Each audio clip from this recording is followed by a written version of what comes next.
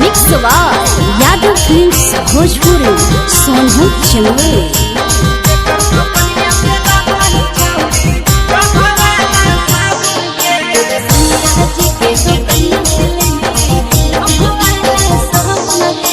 केकर बगीचा आमगे छौड़ी केकर बगीचा जामुन गे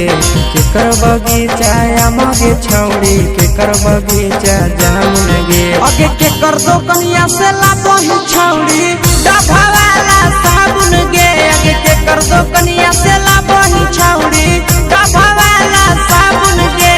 ससुर बगीचा आमगे छौड़ा भसुर बगीचा जामुन रे ससुर बगीचा आमगे छौड़ा भसुर बगीचा जामुन रे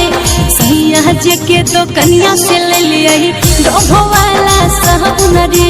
सैया जी के दो कनिया से ले लियही डभा वाला साबुन रे।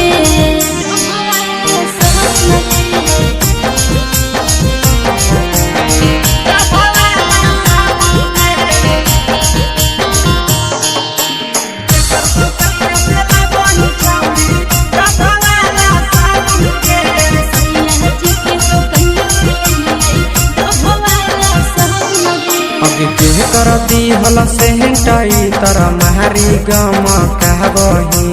के करती हला से हटाई तरा महरी गम कहबही अगे के करती हला साड़िया छौड़ी बेनी झामा कहबही अगे के करती हला साड़िया छौड़ी बेनी झामा कहबही देवर जी दिल कैसे टई तर महरी गम कई रे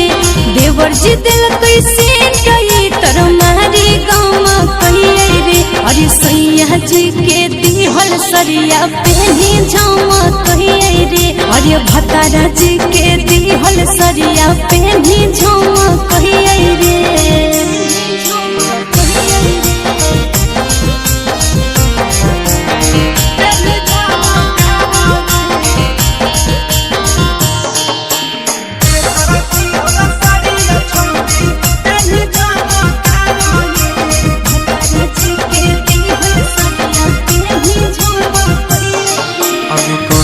छौड़ी शादी कोइले के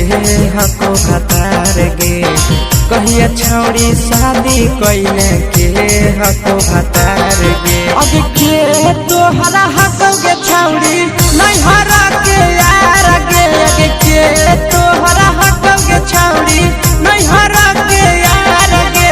अगला महीना शादी होले नंदन हक भतार रे